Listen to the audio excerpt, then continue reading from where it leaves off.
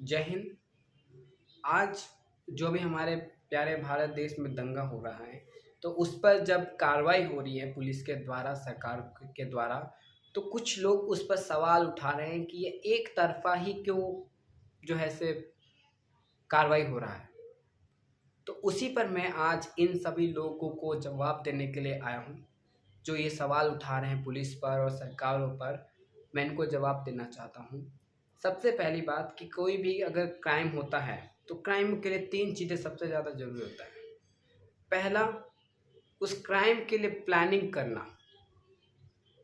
दूसरा, कि गलत इरादा रखना। तीसरा, कि जो हम गलत इरादा जो रखा गया है उसको अंजाम देना।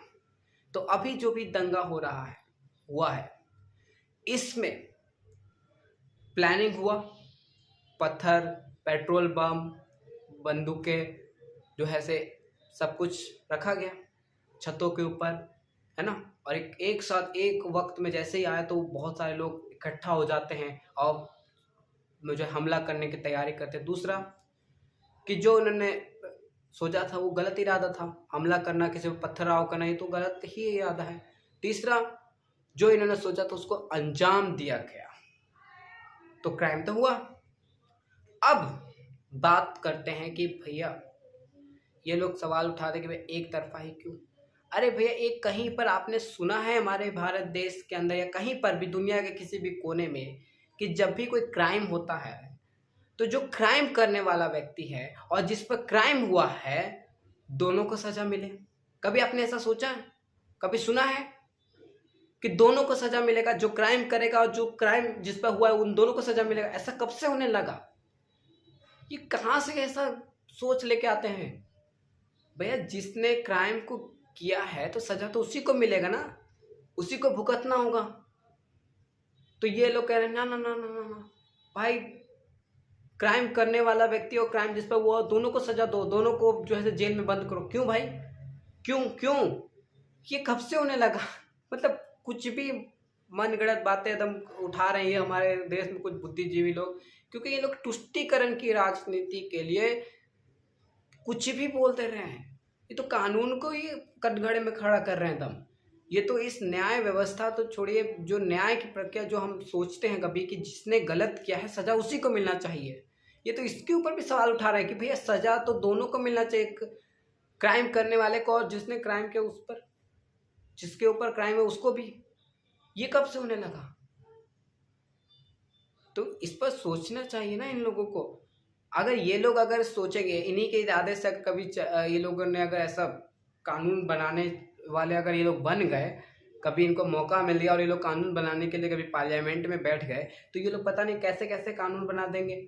आज जितने मौजूदा कानून को हटा करके लोग कानून बनाएंगे कि भैया कल को अगर कोई व्यक्ति किसी का मर्डर करता है या मर्डर करने की कोशिश करता है, तो जो मर्डर करेगा और जिसका मर्डर हुआ दोनों को सजा दो।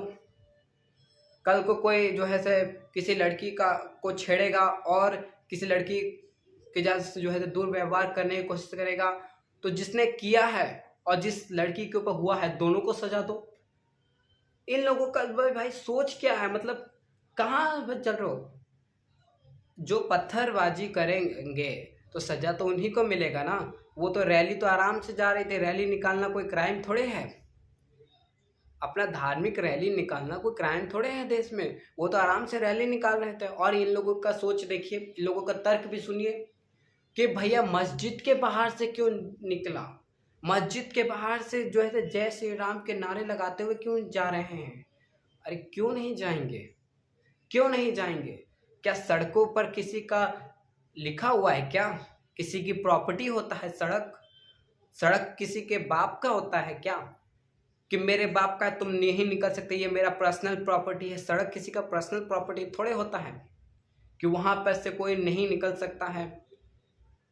और इन लोगों ने तो भैया भारत देश में ही ना जाने कितने सारे विभाजन करने की सोच मानसिकता बना दिया है कि ये मुस्लिम एरिया है, वो हिंदू एरिया है, मुस्लिम एरिया में नहीं आ सकते हैं।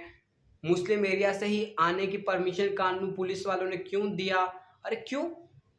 ये कब से होने लगा कि मुस्लिम एरिया है, हिंदू एरिया है? भारत में ये सब कैसे होने लगा?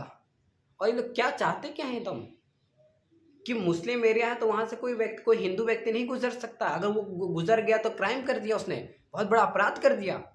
ये कब से होने लगा भाई, कब से होने लगा?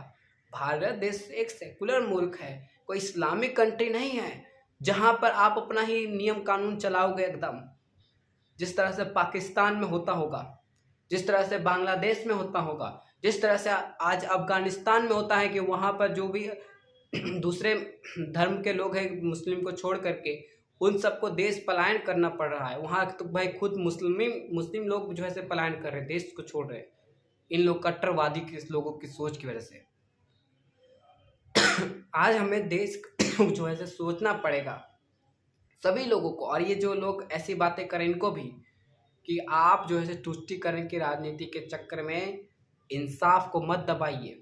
जो गलती कर रहा है उसको गलत बोलिए, उसको जस्टिफाई मत कीजिए, उसको जो है सही मत बताइए कि ये लोग सही कर रहे हैं, क्योंकि सामने वाला ने भी अगर एक बात मैं मान भी लेता हूँ कि इधर से पथराव इन्होंने चालू किया एक कम्युनिटी ने, और उसके जवाब में जो है से दूसरी कम्युनिटी ने जिस पत्थर को फेंका उसी पत्थर को उन्होंने वापस से उन पर फेंका, तो भैया सेल्फ डिफेंस नाम का कोई होता है ना कानून, तो सेल्फ डिफेंस में अगर कोई व्यक्ति अपने आप को बचाने के चक्कर में अगर अब हमला करता है तो वो क्राइम नहीं होता है। सेल्फ डिफेंस हमारा कानूनी अधिकार है, संविधान ने हमें अधिकार दे रखा है कि अगर आपको कोई मारेगा, आप पर कोई हमला करेगा तो आप अपनी आत्मरक्षा कर सकते हो, आत्मरक्षा में आप हमला भी कर सकते हो। तो ये हमारा तो आत्मरक्षा है ना, जिन्होंने रैली ने अपने ऊपर हो रहे हमला को जवाब देने के लिए उन्होंने जो है पथराव चालू किया। तो यहाँ पर आप दोनों को बराबर कैसे मान सकते हो? पहला जिसने शुरुआत किया और उसके बाद जो इनके ऊपर हुआ रहा था पथराव, उन्होंने अपने बचाव में हमला किया, तो दोनों एक बराबर थोड़े हो सकते हैं। इस चीज को समझने की जरूरत है, ठीक है? धन्यवाद। जय हिंद, जय भारत।